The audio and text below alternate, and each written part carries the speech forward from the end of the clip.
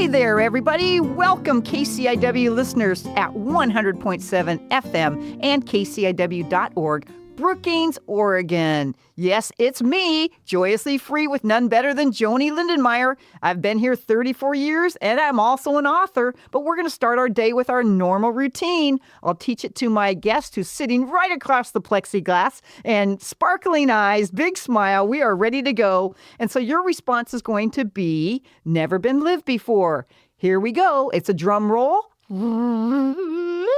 It's a brand new day. Never been lived before. Yes. My KCIW radio show, also known as Gadio Show, given to us by Will and Viv, talks about LGBTQ stories and tips, along with religion, church, faith, and spirituality. Simply put, this radio show is joy, freedom, courage, confidence, and collaboration. That's why we're here, to communicate about all kinds of topics, ranging from LGBTQ to church and spirituality. We thank you for tuning in with us. The purpose of our show will be able to express those opinions and thoughts of many, many people, opening our minds and hearts to what are new ideas and new beliefs. One of the beliefs I have is to make sure that I'm following my divinity, my Jesus, my God. You might have another name for that, but that's very, very important to me. So as we begin our show today, be not troubled. Be not afraid. Be not saddened, because an internal expression of love and harmony is joy and peace. It's already within you. It's already within me. And literally, all we have to do is let it out. We won't be using any hate speech, no hate behavior, and no bullying. We will help others to seek understanding. Think out of the box, or as my beloved Carol said, there are no boxes. We are happy to know of abundant gratefulness, respect, and appreciation with friends and family and nature and all of our loving, kind community right here on the Southern Oregon and Northern California coast. Let's have a happy day, KCIW listeners. Well, our guest today, Laura, and I'll give her a formal introduction in just a minute. She picked our morning quote. And so let's start our prayer with a big, deep breath in, with the joy, and out with doubt. Breathe in through your nose with peace and understanding, and out with worry. And one more time, take a very big, deep breath in through your nostrils. Joy and abundance of love, and out with any hate, ridicule, or despair. Hi, Jesus. Hi, God. Hi, Spirit. Thank you for being with us today. Our quote of the day is, do small things with great love. When I heard Laura pick that reading this morning, all I could do was think about all the little small things that go on in all of our days, from the simple things of tying your shoes or making breakfast or driving your car or saying hello to somebody or smiling. And if we have love in our hearts, then it even means something more special. That means we respect, we treat others with kindness. And it's a self-respection too, that we get the self-love of realizing the small things that I am thankful for are a part of the gifts from God. So today, I encourage you to do small things with great love for yourself and for others. Dear Lord Jesus, thank you for these insights. Thank you for your guidance. Thank you for your healing. Thank you for always being in our life. We pray this in your name. Amen. So here we go, ladies, gentlemen, students, kids, animals, dogs, everybody in our life. We have a speaker today that is Laura Erceg, driving down from Coos Bay. She is the coordinator and director of Southern Oregon Coast Pride. She is a guru of knowledge and heart. So welcome, Laura. Thanks, Joanie. Oh, my gosh. It's great to be here. Great. And it's a thrill to have you here. Thank you for making the commute. Thank you for my first radio debut. This feels like a big deal. It's kind of cool. Very cool.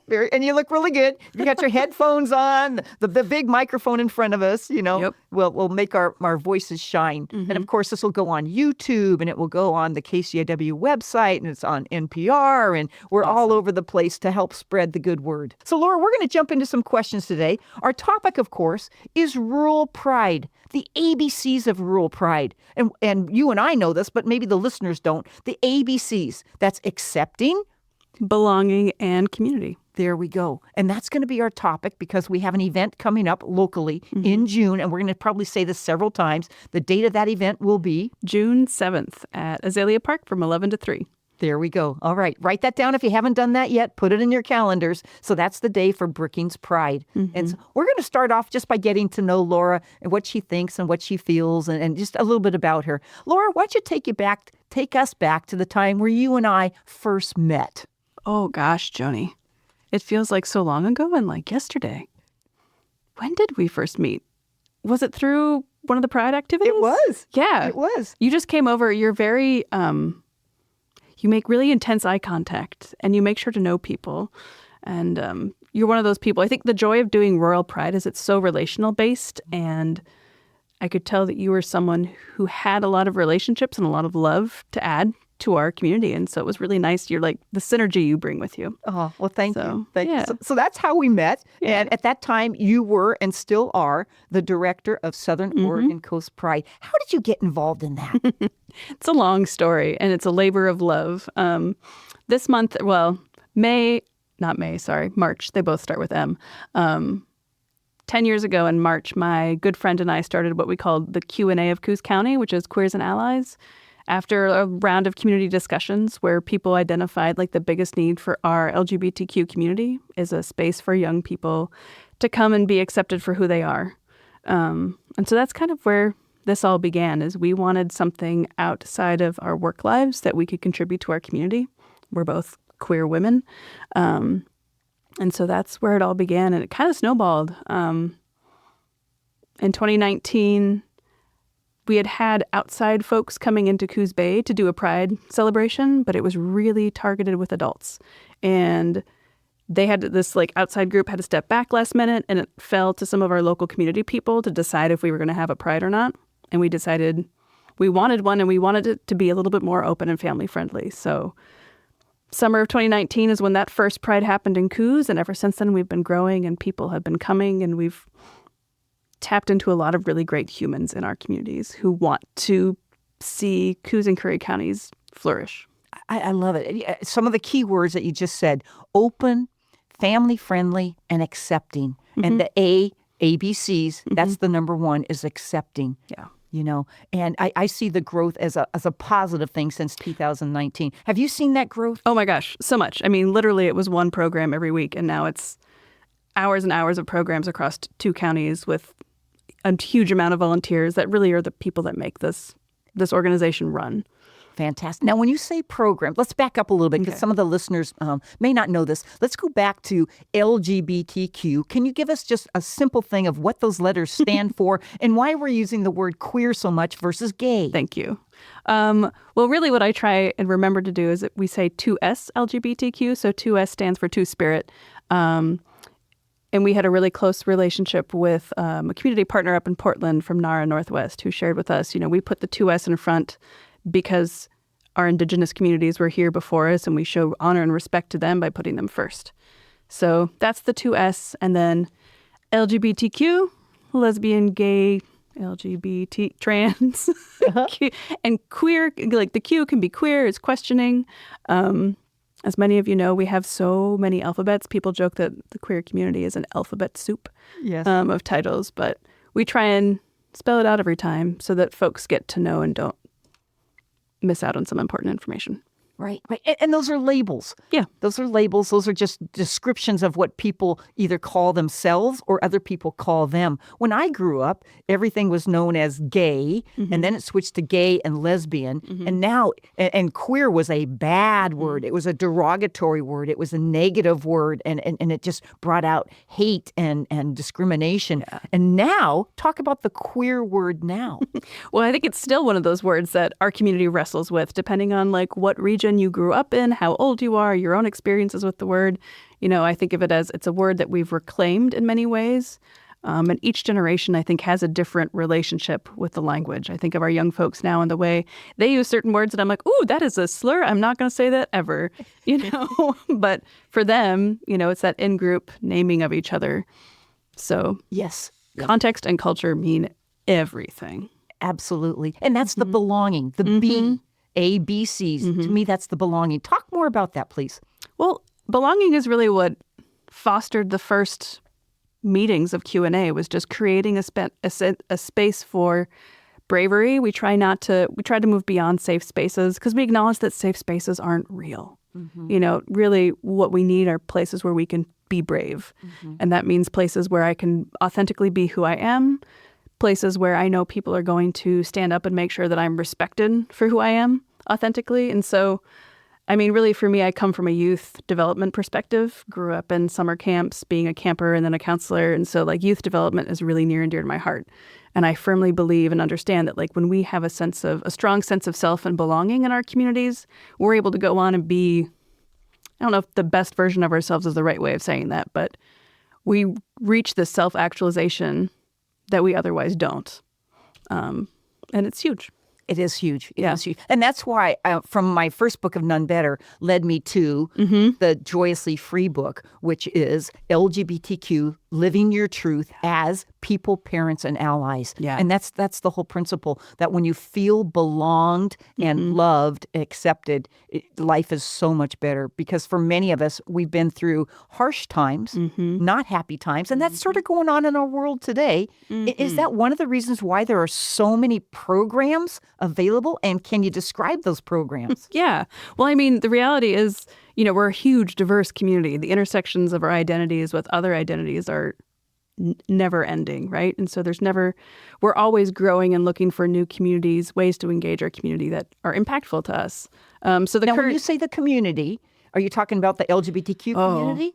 I think. Or are you talking about everybody? I kind of talk a little bit about both because it's easy to just say like the 2S LGBT community, but we're also members of our larger communities. And I think that's the part that's really important to bring home is like we all live here together. Yes. When we're all taken care of, when we have a sense of belonging, then our entire community benefits from folks being well, being healthy, feeling connected. Right. So back to the community. So what the programs for the community? Yeah. So we have in both counties, we have what we call Q&A of Coos or Curry County, which is our youth-focused groups. And those are a little bit different per county. Curry County's is I think it's 9 through 19, volunteer run. Youth kind of are the leaders of deciding what they want to do. That meets monthly. And then up in Coos Bay, because it's our flagship program, that group meets weekly. But similar stuff. We try and infuse youth leadership and that sense of like agency in as many programs as possible. So it's my favorite program, but that's probably because it's the first one. Well, and you talked about your camping and being a camp counselor and with youth. I'm a big-time youth person, too. A retired teacher for years. So, and the youth is where it is. Where and how does a youth or anybody get information on when we meet monthly? Right. Well, there's a few ways. I'd say, our website, SOCpride.org. That has a little events calendar with upcoming events, but also like following our Facebook can be helpful. We have Facebook. Is that under SOCP as well? Southern Oregon Coast Pride. You have to spell it out. Okay. On Facebook. Okay. Yeah. So Southern Oregon Coast Pride. We also have an Instagram. I am not in charge of that. Thank God there are volunteers. So there's a small TikTok following as well. Again, not my forte. I'm on TikTok. I'm on Facebook. Good for you. I know. Can you believe it? I'm 67 years old, and I finally got on. I even got my tattoo of love always hot wins. spit. So it's like, hey, I'm trying to stay youthful, and I think it's happening. And you're very youthful as well. I thank God. It's mostly because I hang out with young people. Yep. Yeah. But anyway, so those are the links that people can go to. Yeah. Yeah, and we got plenty more programs that are not youth-focused. The Gender Affirmation Closet is another really big one that was, oh gosh, did it start in 2021? It was around COVID times when we got our first funding for it, so it's all a blur. Okay, so we're going to hold up for just a second. Okay. Gender Affirmation Closet. What is it? What is Slow it? down, hey? Where is it? And talk about funding. Yeah, well, so the Affirmation Closet is not generally. Don't think of it as a physical closet. Think of it more of as an idea. Good point. It's a program where folks who identify as trans or gender nonconforming, we think sometimes I'll say gender expansive, can come and access support they need in order to live their authentic selves, like how to do some of their gender presentation. In our health systems, medical transitions, surgical transition, that's covered. But what's not covered when you're transitioning in any way are the social transition pieces. So getting new clothing, finding shapewear that affirms your gender identity. We even do a little bit of service support, like getting a haircut that's gender affirming is a huge deal. And so those are some of the things we support, as well as electrolysis, or because we live in rural spaces, sometimes there are medical appointments or therapeutic appointments people have to go to, and their insurances don't cover enough of the travel cost or the overnight cost. Like the reimbursement rates are ridiculous. So the closet aims to fill in that gap. And people can come in person. It's a little bit in transition. We have a space down here in Curry County with the Dems. They've got a closet open where it has some chest binders and a little bit of clothing items. But I know they'll be moving soon, so we're going to land where they land eventually. Got it. But the program is really, it's the one where we get the most testimonials because it is life-saving work to have someone there to affirm your gender identity. I can't tell you the number of stories that come through, and our close connections with our mental health providers really help people access that program who need it. And you just hit on something. I've been doing book tours for the last 2 years with my 3 books, and I have had everything from a 13-year-old in front of her mother come out to me as lesbian. I've had a teenager come out to me in front of parents as bi. I've had an 84-year-old woman come out to me as affirming who she finally is. Wow. You know? And these kind of things, they are life-saving when you can identify who you are, whatever name or title you put on that. Right. But it fulfills something so joyously free. And I totally get that. And we have people in our community that are finally realizing that they are in a place, a city, a town where they will be accepted and they belong by being themselves. Yeah. And this gender affirming closet provides the advocacy is what I'm hearing. It provides actual clothes and it provides connections, love, the community. Eyeball to eyeball. Yep. Yeah. What else would you add to that? To the affirmation closet in particular, Yes. I think it's another space where I find people have an opportunity to get back to their community after we have a lot of the applicants are how can I volunteer? So we have the roles of switchboard, which is someone who takes the first applications and then connects you with a stylist who has the similar shared lived experience of looking for more masculine shapewear, for example, so that you're one-on-one getting the support you need as you explore this part of yourself that perhaps you haven't before. Right. Sometimes people know exactly what they want, in which case we'll just help them get that ordered. But it's the giving back piece that I think is just as important, if not more. Right. And I'm going to jump in here with a personal thing. You never met my honey, Carol, which we were together for 40 years. Yeah, just a beautiful, beautiful person. And her brother transitioned to sister, to a woman, being Sarah. One of the biggest things for Sarah was the makeup Oh, yeah. Not just the hair, but the makeup. How do I really live out my femininity with my makeup? Yeah. And that was so big, and it was so fun to watch the two sisters, Carol and Sarah, transition this together. And does the Yeah, we will often buy people makeup. We've got, you don't necessarily have to be trans or gender expansive to volunteer there. Like, if you're an individual who does really great makeup, great, we could use you. I am not that person. So it's a really diverse team that comes together and makes sure people get what they need, because, we all experience or perform gender in various ways, like, and just kind of matching people with where they want to go. Right. And who they are. Yeah. And who they are. Yeah. You talked about volunteers. If there are people out there right now thinking, oh my, I would like to volunteer or be a part of something. Can you talk about, again, let's go back to some of the programs and how volunteers can be a part of that? The easiest way for folks to get involved is to just reach out to me via email. And then we kind of talk about, like, where are you located? Because depending on if you're in Coos or Curry County, we'll connect you with our steering committee member who's kind of in charge of volunteers right now.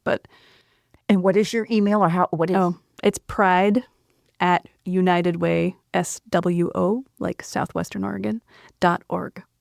So they're our fiscal sponsor. They've been absolutely stellar in making sure that these dreams of ours from 10 years ago actually come to reality. Yeah.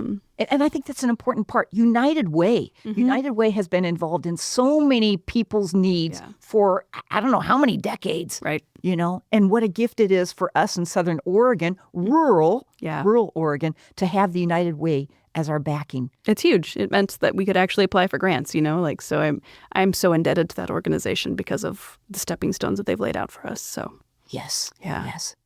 Totally. And so if people want to donate, you can also donate to United Way, and that's another way to do something if you like. There's so many options. United Way is a fiscal sponsor for many smaller programs around in our counties, so I highly suggest checking them out. Very cool. Yeah. Very cool. And again, we're always looking forward to our Pride Day of the year, which is in Brookings, June 7th at Azalea Park. It's going to be a good one this year. If you're interested in volunteering for upcoming years, just emailing that Pride email is great. We're always looking for folks who are maybe more into event planning. Again, we've got the affirmation closet. If you'd like to help out with our Q cafes, which is more of a social space. Our community's like, that's great that we have these celebrations and some youth programs and a book club, but I just kind of want to have a place where I can come chill with like-minded people and, know that I'm in a brave space. And so that's really what the Q cafes are meant to be. Absolutely. Absolutely. I don't know if you read None Better, but in my book, I talk about Carol and I, we put on the very first queer Q event, which was an Easter bonnet party at our house, and we had no idea who was coming, and it was about 50 people, all one ally, and the rest were all somewhere on that 2S, oh my gosh, we were all over the board. But to see the growth in 40 years of how that is just progressing is just amazing to me. So Pride on the 7th, you also provide food. And booths. Can you talk a little bit about what Pride is? Yeah. So like you said, a huge part of our value is to provide a free community meal. So it's usually something pretty simple, hamburgers, hot dogs, some vegan options. That's a central tenet because we want people, whole families, to be able to come and not be like, oh, it's going to be really expensive. When you go to Prides in larger cities, you're dropping a lot of money to eat out there if you're going to spend the whole day. And so for us, it's more important to keep it community focused and accessible. And then we have vendors who are selling their wares, as well as a lot of our community organizations who, are allies or accomplices to what Pride stands for and their employees. We always have some entertainment, some great dancing. Rumor has it there may be some drag shows this year. Cool. Yeah. And that's another way to celebrate. Yeah. We've had some history booths in the past, too, because a part of Pride, Pride, as we all like to say, the first Pride was a riot. And I think today, it's even more important to call out and also name the fact that some of our trans brothers and sisters have been left out of the updated Stonewall website for the monument. And so I think that it's going to end up being a bit of a theme this year, is this idea that we're building our communities. Right. Brick by brick. Somebody really cool made some suggestions about bricks being a part of our central theme. I think she might be sitting across from me right now. Oh, thank you, Laura. Yeah. But the whole thing that happened in 1969 with the Stonewall riots, and at that time it was so horrendous. I was just a little kid, but the hate and the discrimination that a person that it was queer, gay, lesbian, whatever you want to say as a label, they were fired from their jobs. They were beaten. They were put in paddy wagons. Yeah. They were taken to jail. They were raided at Stonewall, and that's what triggered the community, the people, to say, you know what, we don't want to live like this. Right. So whether it was an Irish community or an Italian community or whatever the community is, you bind together and you stay tight together, holding on to each other and realizing that love is there. And we just have to help people to understand that we're not really that different from anybody other than just people. We're just people. Yeah. We're just people with same interests and families and everything. So absolutely. Yeah. Absolutely. Yes. So think about this, everybody. June 7th, come get free food, hang out with some really, really beautiful queer people, as well as ally people, because I think that's important. Yes. Yeah. I think what's the most important thing for me around, or what's always been surprising for folks when we've done our first prides in the park, has been the outpouring of allyship and support. Especially for our young folks who grew up in these spaces, these counties do not feel safe. They do not feel comfortable being out. And then you have celebrations where they're like, oh my God, like my teacher's here, support. It creates this mismatch and it challenges that narrative that you can't be out and be safe in our communities. And I think I'm not saying that it's easy, but I'm saying that community members are here and we want to support each other. So Pride is a celebration of that and a way to identify each other too. Absolutely. And I think as the adults, that those of us that are queer, I think it's a responsibility for us to be a role model for the youth. Absolutely. You talked about the youth. And so that was one of the reasons why I wrote the books that I did. I literally am out there. Originally, I don't know if you know this, I was going to call the book Shout, with a small SH and a big OUT, because some of us, we don't always shout who we are in terms of our sexual identity, but at the same time, it's a big, big part of who we are. So we are down to just a couple minutes. It goes by so fast just chit-chatting with you. This is great. Oh my gosh. Your first time on the radio, what are some final comments that you would like to leave the listeners with today, Laura? I think just like this message of something that has guided a lot of the work I've done with Pride has been this: think global and act local. So you don't have to do anything big, but right now, like, all of our communities need allies and supporters because there's a lot of scary stuff happening around us. And to just kind of challenge that narrative that things are out of control, find those small things you can do for each other to keep our communities brave. That's beautiful. That's beautiful. Oh my! And it went around with the quote for the day, huh? Yeah. It may have been why I do picked small things with great love. Yeah. And that was a mic drop. That was a total mic drop. I'm going to listen to that again. But yeah, global. But tell me again. Think global, act local. There we go. I'm fairly sure that was Gandhi or someone. My dad used to say it all the time to me. So, yeah. Fantastic. Fantastic. Laura, you have been a delight today. I thank you from the top of my heart for being here, for teaching us so much, and for just instilling a massive amount of love for youth and for all people, Well, thanks for having me, Joanie. Did a good job getting me here. Okay, good deal, good deal. So listeners, we want to thank you for tuning in and being a part of Joyously Free today. We hope that Laura and myself have shared some stories, some tips, some hopes, and some loves and joys that will delight your day. We want to also thank KCIW 100.7 FM, Brookings, Oregon, Tom Bozek's on the soundboard recording today, and we have Candace and Rose and the entire team that makes all this happen. It's available by podcast and by listening. So you can leave us any comments at any time, KCIW. If you're interested in any of my books, you can get them online at any of the online retailers, as well as twosisterswriting.com. We want to say, again, on behalf of KCIW, thank you. We want to say another big round of applause. Yay, Laura, for being here on our studio today. And our final thoughts and blessings are, be the best you. You are a spiritual being. You're gorgeous. You're a gift of humanity. Thank you for being in our community and in my life. And so we say, smile big and wear bright colors. Yahoo! Bye, Laura. Have a good one. Bye. Thank you. Bye-bye.